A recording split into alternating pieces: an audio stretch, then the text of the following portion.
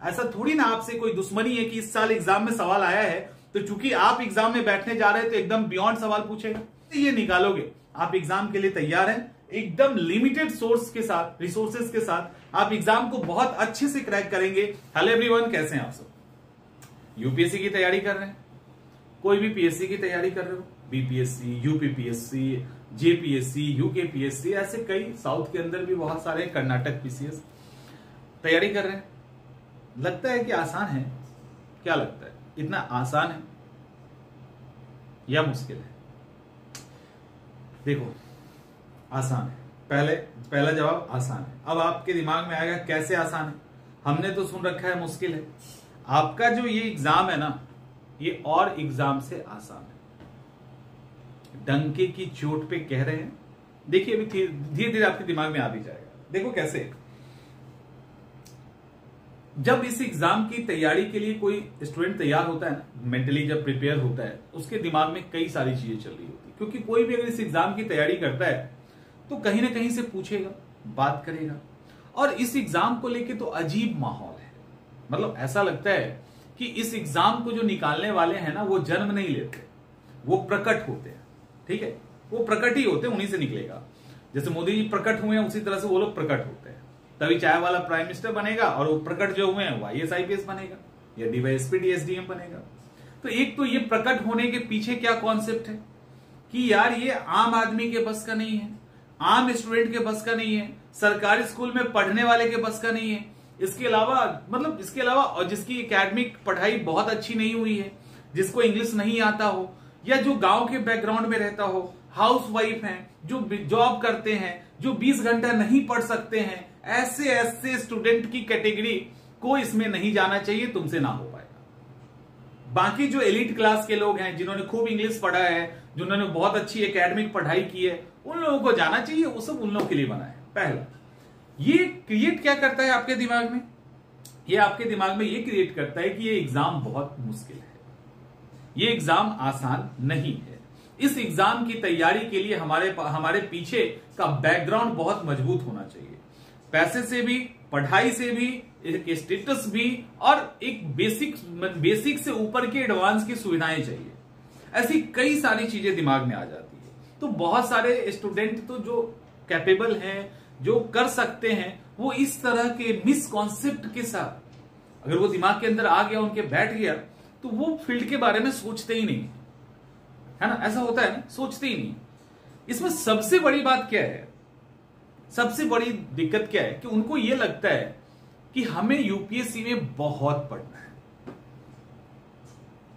या किसी भी पीएससी एग्जाम में हमें बहुत पढ़ना है, मतलब अनंत पढ़ना है। कहा ही जाता है 16 घंटे पढ़ो, पागलों की तरह पढ़ो, सब कुछ छोड़ के पढ़ो। ठीक है, हजारों किताब पढ़नी है, सैकड़ों हजारों पेज का नोट्स पढ़ना है, हजारों एमसीक्यू टाइप की चीजें को करनी है, आंसर राइटिंग, ये वो, बने इतनी सारी बातें होती है ना कि दिमाग हो जाता है खराब। अब इसमें मैंने कई बार देखा है कि बहुत सारे ऐसे स्टूडेंट तैयारी करने तो आ जाते हैं, लेकिन अब तैयारी करने आएंगे यूपीएससी की ऑब्वियसली, और पीसीएस की तैयारी कर रहे हो तो कहीं ना कहीं फंसना तो बड़ा जायज है। किसी सब्जेक्ट में, किसी टॉपिक में ऑब्स्टिकल्स तो आएंगे अलग अलग टाइम में आंसर राइटिंग के दौरान। तो वो ऑब्स्टिकल जब आता है तो उसके दिमाग में जो पहले से चल रहा है ना, अरे ये तो बड़ा मुश्किल था, किसी ने कहा था, अभी तो स्टार्टिंग में ही फंस गए, अभी तो पूरा महासागर पढ़ना है। समझ में आ रहा है? ये भी कहा जाता है यूपीएससी के बारे में बड़ा, कि जमीन से लेके आसमान के बीच में जो भी चीजें हैं, सब पे आपको मास्टरी करनी है।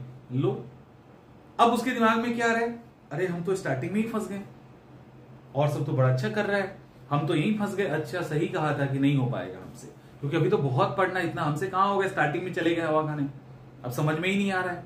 समझ में आ रहा है? तो बहुत सारे ऐसे स्टूडेंट जो हिम्मत करके आए भी ना, तो ये जो प्री एजम्पशंस उनके दिमाग में बिल्कुल बैठ चुका था, अलग अलग एक्सपर्ट्स के द्वारा दिया गया राय, जिनको इस फील्ड से कोई मतलब नहीं, यूपीएससी क्या होता है, पीएससी क्या होता है, कोई मतलब नहीं है, लेकिन राय देने से तो कोई इंडिया में चूकता नहीं है। तो उसने दे दिया राय, और सामने वाले ने ले लिया। तो जब तैयारी के दौरान ये चीजें उनके दिमाग में चल रही है, कंटिन्यू चल रही है साथ में, तो जब ये चीजें आपके दिमाग में जब तक चलती रहेंगी ना, आपकी तैयारी को वो हमेशा कमजोर करता रहेगा, हमेशा कमजोर करेगा। इसको लिख के रख लीजिए। इन प्री एजम्पशंस को हटाइए, किसने क्या कहा छोड़िए और अपनी आंखों से दुनिया को देखिए। मैं बताता हूं कि कैसे यूपीएससी जैसा एग्जाम बहुत आसान है। आप में से अगर कोई रेलवे बैंकिंग की तैयारी करता होगा, कोई एमबीए की तैयारी करता होगा, कोई इंजीनियरिंग का करता होगा, नीट का करता होगा, अगर इन सब एग्जाम की, जेईई की तैयारी करते हो, आईआईटी की तैयारी करते हो, ये सब जो एग्जाम की तैयारी करते हो ना, इससे आसान है यूपीएससी का एग्जाम। आप लोगों में से बहुत लोग सहमत नहीं होंगे, ठीक है, अभी देखते हैं। तो इससे इजी है। इसमें जो कुछ जो कॉन्सेप्ट है आपका वही गलत है। जो बेसिक कॉन्सेप्ट है ना, एक तो वहां पे चूक है, और तैयारी की जो शुरुआत है वहां पे चूक हो जाती है। दो चूक है जिसके कारण ये यूपीएससी ना राक्षस बन जाता है इंसान के लिए। यूपीएससी की तैयारी अजीब हो जाती है, जबकि बड़ा ही सिंपल है। और जो स्मार्ट लोग होते हैं ना, बड़ी ही आसानी से और बहुत ही सिंपल तरीके से इस एग्जाम को क्रैक कर लेते हैं। ठीक है, बहुत ही आसानी से एग्जाम को क्रैक कर लेते हैं। उनको पता है कहां से आ रहा है, कितना पढ़ना है। पहला कि अनलिमिटेड किताबें, यानी बहुत ज्यादा बुक्स नहीं पढ़नी है। ठीक है, बहुत ज्यादा बुक्स नहीं पढ़नी है, यानी अनलिमिटेड किताबें नहीं पढ़नी है। किताबें हमें लिमिटेड ही पढ़नी है। ठीक है, बुक्स हमें लिमिटेड कुछ ही किताबों को पढ़ना है, अलग अलग सब्जेक्ट्स के, सब किताब नहीं पढ़नी। ठीक है, दूसरा नोट्स। तो नोट्स के साथ भी कुछ यही है, आपको ऐसा नहीं है कि हर तरह के नोट्स पढ़ने हैं, आपको नोट्स भी बड़े ही लिमिटेड पढ़ने हैं। ठीक है, उसी तरह से एमसीक्यू भी एकदम नहीं कि कुछ भी बनाते जा रहे हैं, इसको भी आपको लिमिटेड ही रखना है। आंसर राइटिंग, ठीक है, आंसर राइटिंग को भी आपको लिमिटेड रखना है। सब कुछ लिमिटेड है, तो सवाल है जब सब कुछ लिमिटेड है तो फिर इतना अनलिमिटेड क्यों चलता है कि जमीन से लेके आसमान तक, छोड़ दीजिए समुद्र की गहराई से लेके आसमान तक की बात होती है। सब में मास्टर ही बनना है, बिल्कुल ही नहीं है, ऐसी बात बिल्कुल ही नहीं है। आपको जो यूपीएससी आपसे जो डिमांड करती है ना, वो करती है कि अकॉर्डिंग टू सिलेबस आप अपने आप को तैयार किए हो कि नहीं। इसमें जो प्रायोरिटी है यूपीएससी के तैयारी के दौरान, वो दो चीज है।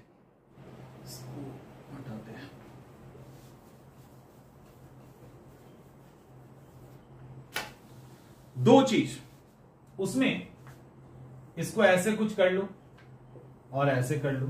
ठीक है, इन दो चीजों के बीच में ही ये यूपीएससी, देख लीजिए, इन दो चीज में आपका एक सिलेबस और एक क्लैरिटी। सिलेबस और क्लैरिटी यानी अस्पष्टता, ये दो चीजों के बीच में ये यूपीएससी बसता है। इन दो चीजों पे ही हम काम नहीं करते। आपको यकीन नहीं है तो खुद से पूछ लीजिए। आप में से अधिकांश स्टूडेंट, अधिकांश की मैं बात करता हूं, जो इस सेशन को देख भी रहे होंगे ना, उनमें से अधिकांश स्टूडेंट को सिलेबस नहीं पता होगा। अगर किसी को प्रीलिम्स का सिलेबस पता होगा तो मेंस नहीं होगा, मेंस का पता होगा या पीटी का पता होगा तो सिलेबस टिप्स पे नहीं होगा, क्योंकि सारा कुछ इसी सिलेबस से ही आपका तय होता है। अदरवाइज रास्ते भटकने के तो पूरे विकल्प है। ऐसी दुनिया है कि भटक तो आप कहीं भी जाओगे और भटका आपको कोई भी देगा। तो आपको कोई न भटकाए, हमारे जैसे टीचर या कोई भी इंस्टीट्यूट, समझ में आ रहा है? तो कोई भी टीचर हो या कोई भी इंस्टीट्यूट हो, इंक्लूडिंग मी, आपको नहीं अगर हम भटकाए, अगर हम भटकाना चाहें तब भी आप नहीं भटकोगे, क्योंकि आपने सिलेबस को पकड़ लिया, कहानी खत्म, कहानी यही खत्म हो जाती। और दूसरी क्लैरिटी, ये क्यों कहा जाता है? क्लैरिटी क्यों होनी चाहिए, अस्पष्टता क्यों होनी चाहिए? क्योंकि यूपीएससी आपसे केवल सिलेबस को कवर करने का डिमांड नहीं करता, बल्कि उसको क्लियर तरीके से आप एकदम उस पे कॉन्सेप्ट और उस पे आपका जो भी आपका स्टैंड है वो क्लियर होना चाहिए। और इसकी डिमांड प्रीलिम्स में भी होती है, मेंस में भी होती है और इंटरव्यू में भी होती है, आंसर राइटिंग के दौरान भी होती है और एससी के दौरान भी होती है। ये इतनी छोटी चीज नहीं है।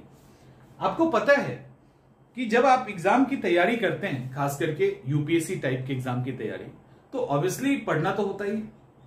हमें अलग अलग फील्ड में अलग अलग चीजें पढ़नी है। और आप सोचिए कि अगर ये बात सही हो जाए कि समुद्र के नीचे या जमीन से लेके आसमान तक की सारी चीजों पे मास्टरी करनी हो, तो ये जीवन कम नहीं पड़ जाएगा। आप जिस एग्जाम की तैयारी कर रहे हो वहां पे आप modern history, ancient history, medieval history, art and culture, science and tech, ecology, environment, sociology के भी सेक्शन, सोसाइटी के अंदर एथिक्स का पेपर है, सीसेट का पेपर है, मतलब एस्से है, आंसर राइटिंग तो करेंगे ही, ऑप्शनल पेपर है, इतनी सारी टेंट्रम्स हैं। इतने टेंट्रम के अंदर आपको क्या लगता है कि इन चीजों की तैयारी आप एक साल के अंदर कर लेते हो? सब कहते हैं ना लगभग एक साल में तैयारी हो जाती है। क्या आपको लगता है कि एक साल में तैयारी इतनी की हो सकती है यदि जमीन और आसमान के बीच की सारी चीजों को पढ़ना हो, यदि इन सिलेबस को इंटायर तरीके से पढ़ना हो? नहीं, सवाल ही नहीं उठता ना एक साल में आप कर लो। 3 साल में तो आप ग्रेजुएशन करते हैं, 2 साल में आपका एमए का पेपर होता है जिसमें एक ऑप्शनल पेपर होता है, तब तो ये टाइम इतना समय लग जाता है। और आप इतने सारे पेपर को एक साल में पढ़ रहे, तो सोचने की बात है ना कि क्या यूपीएससी आपको इतना पढ़वाएगा? एक बार सोचो कि एक बार मतलब एकदम अच्छे से एक बार खुद से सोचिए कि इसके 4 सब्जेक्ट भी आपको निकाल के दे दिया जाए तो पूरा साल निकल जाएगा, और आपको ऐसे 15 सब्जेक्ट पढ़ने हैं और एक साल में तैयारी भी हो जाती है। सब कहते हैं होती है, सिलेक्टेड स्टूडेंट भी कहते हैं, हम तो और कम में ही बता देते हैं कम में ही तैयारी हो सकती है। तो आखिर इसके पीछे का क्या कहानी है? क्या इसके पीछे की कहानी है कि आपको पूरा पढ़ना है? अब समझ में आ रहा होगा थोड़ा थोड़ा कि आप जिस सोच के साथ यूपीएससी या पीएससी की तैयारी कर रहे हो ना, उन सोच में थोड़ी सुधार लाने की जरूरत है। उसको थोड़ा डिसिप्लिन में डालना है, उसको थोड़ा सा आप ये कह सकते हो कि एक दायरे में बांधना है, उसकी जरूरत है। और वो सारा कुछ कौन करेगा? ये सिलेबस करेगा, ये सिलेबस करेगा। ठीक है, सिलेबस ही आपको बताएगा कि आपको क्या पढ़ना है, कैसे पढ़ना है। अब एक बात बताइए, दूसरे पे आते हैं, है ना। आज अच्छे से आपको समझा देना है मुझे, ताकि आप लोग ना डरो मत और भागो मत।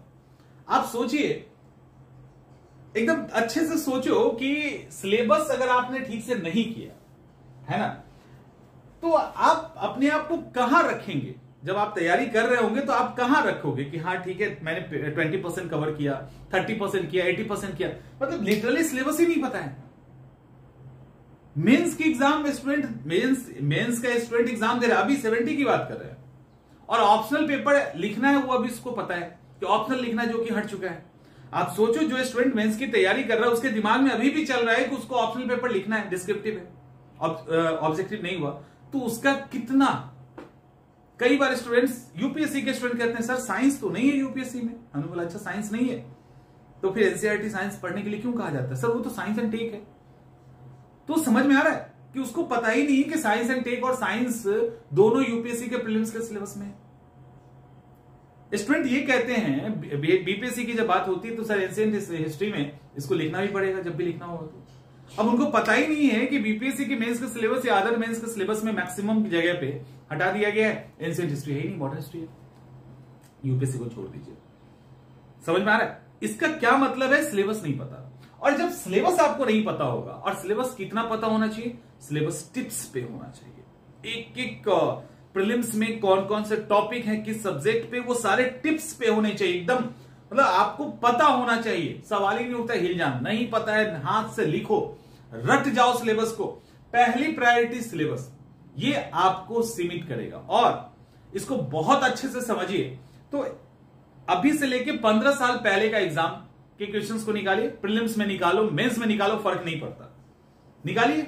ठीक है, और उन सवालों को निकाल करके आप एक बार ठीक से देखो ना कि क्या सवाल सिलेबस के अंदर है कि नहीं।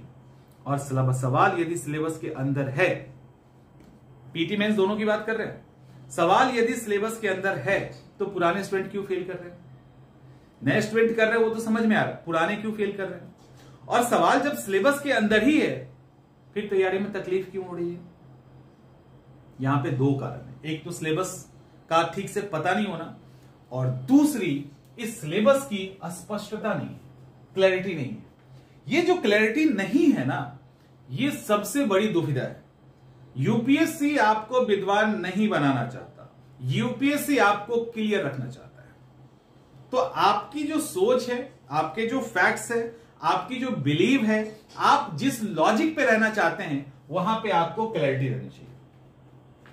आपने कई बार सुना होगा इंटरव्यू के दौरान आप किसी स्टैंड पे हैं और यूपीएससी या अदर पीसीएस में इंटरव्यू जब होता है तो वो उस स्टैंड के अगेंस्ट में बात करते हैं। कई बार आप सही हैं फिर भी अगेंस्ट में बोलेंगे कि कहीं आप वहां से हिल ना जाओ।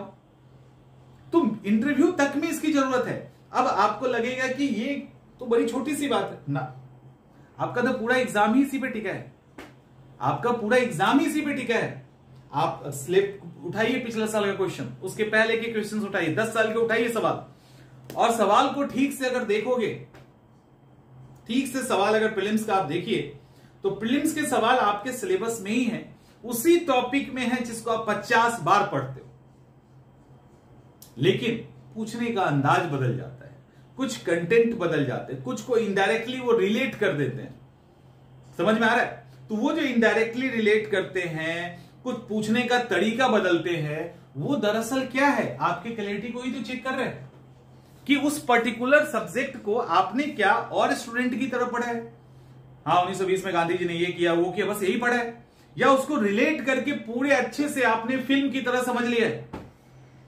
कोई भी सब्जेक्ट में, साइंस हो, इकोलॉजी हो, एनवायरमेंट हो, कहीं भी हो, अगर आपने उस पर्टिकुलर टॉपिक को समझ लिया, सवाल तो वहीं से आने हैं, सवाल बाहर से नहीं आएगा, ना आज कल आया था, ना आज आएगा, ना परसों आएगा।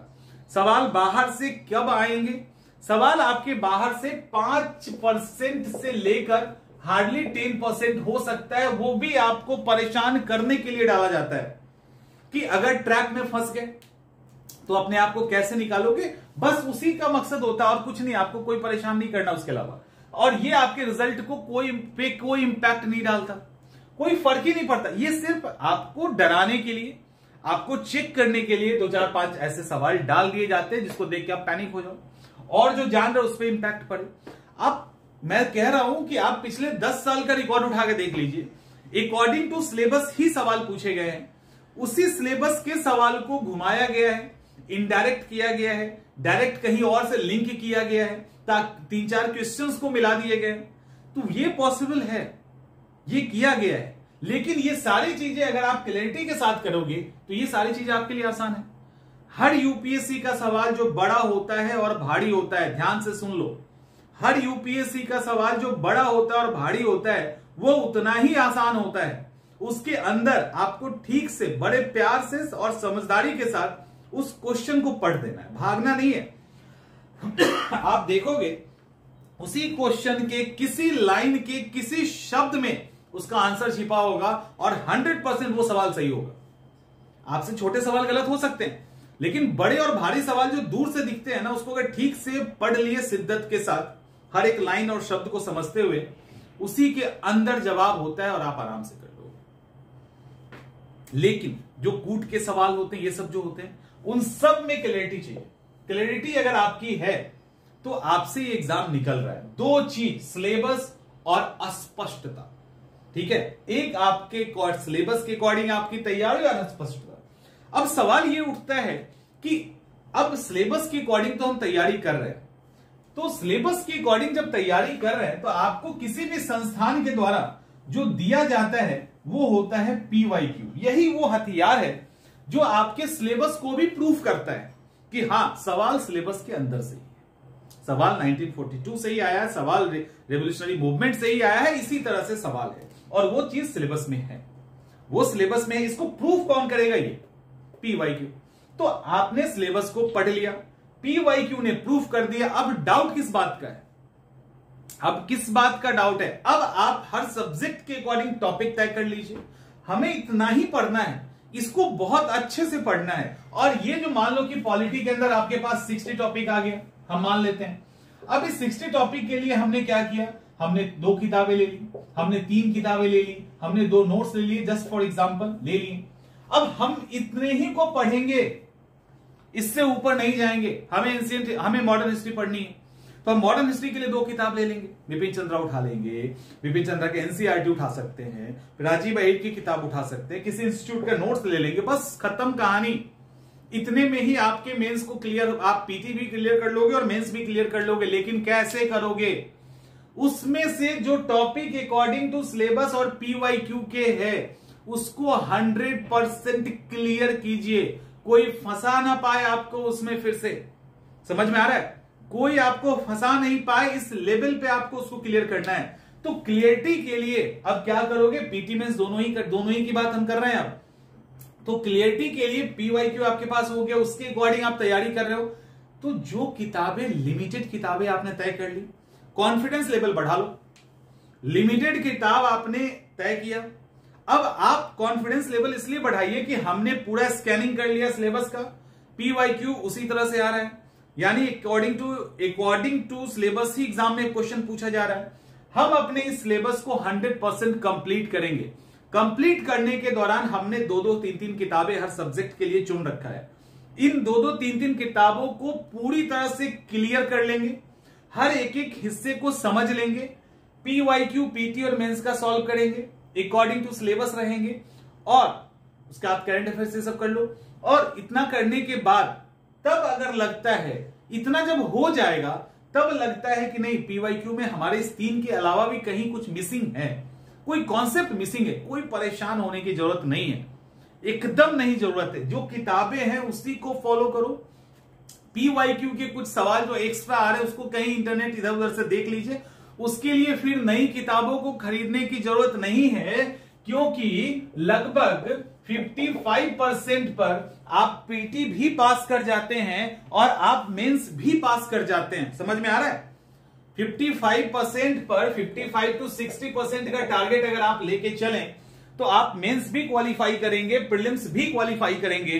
तो सिंपल सी बात है कि अभी भी आपकी तैयारी में 40 to 45% की कमी रह गई ना, तो परेशान बिल्कुल नहीं होना है। ऐसे 1 या 2 सवाल जो मान लो आपसे सॉल्व नहीं हुए और 98 सवाल सॉल्व हो रहा है, 2 सवाल हिस्ट्री का सॉल्व नहीं हुआ, हम 1 मिनट के लिए, तो हम किताब ना बदलेंगे या ना खरीदेंगे। पॉलिटी में 1 सवाल सॉल्व नहीं हुआ, किताब ना बदलेंगे ना खरीदेंगे। एंशिएंट हिस्ट्री, तो ऐसे 1-1 सवाल अगर 1-1 सब्जेक्ट में छूट रहा है तो उसको पीवाईक्यू से, इंटरनेट से कर ली, उसके लिए किताबें नहीं खरीदनी, नोट्स नहीं बदलना। समझ में आ रहा है? जो है वहां पे क्लियरिटी रखिए, अगर वो क्लियर हुआ तो आपका एग्जाम आपके पास हुआ। अनलिमिटेड जो दिमाग के अंदर एजम्पशंस है ना, उसको दूर कर लो, और उसके दूर करने का लिए मैंने बताया आपका सिलेबस और क्लैरिटी, ये 2 मस्ट है। अगर आपको यूपीएससी एग्जाम निकालना है तो कोई भी अनलिमिटेड किताब नहीं पढ़नी, पागलों की तरह 20-20 घंटे नहीं पढ़ने, हजारों एमसीक्यू नहीं लगाना, अकॉर्डिंग टू सिलेबस आप सारे काम करेंगे। आप अगर 6 घंटे की भी तैयारी करते हैं यूपीएससी के लिए, अगर 6 घंटे की भी आपकी तैयारी यूपीएससी के लिए या किसी भी इस तरह की एग्जामिनेशन के लिए कंटिन्यू हो रही है एकदम लाइन और लेंथ पर, तो यकीन मानो 1 साल इनफ है, हर तरह से आप उस एग्जाम को क्रैक कर लेंगे। लेकिन ये कॉन्फिडेंस हमेशा आपको रखना है कि हम जो पढ़ रहे हैं वो इस सिलेबस के अकॉर्डिंग है, पीवाईक्यू के अकॉर्डिंग है। तो अगर आज तक ये सवाल आया है तो ऐसा नहीं होगा कि अगले साल नहीं आएगा। ऐसा थोड़ी ना आपसे कोई दुश्मनी है कि इस साल एग्जाम में सवाल आया है तो चूंकि आप एग्जाम में बैठने जा रहे हैं तो एकदम बियॉन्ड सवाल पूछेगा, ऐसा नहीं होता ना। आपसे कोई पर्टिकुलर किसी को, किसी भी संस्था को दुश्मनी नहीं है। तो ये चीज दिमाग से निकाल दीजिए। जैसे ये निकालोगे आप एग्जाम के लिए तैयार हैं, एकदम लिमिटेड सोर्स के साथ, रिसोर्सेज के साथ आप एग्जाम को बहुत अच्छे से क्रैक करेंगे। और एग्जाम वही स्टूडेंट निकालता है जो लिमिटेड रिसोर्सेज के साथ क्लैरिटी रखता है। ये मूल मंत्र है आपके एग्जाम को निकालने। चलो मिलते हैं अगले वीडियो में।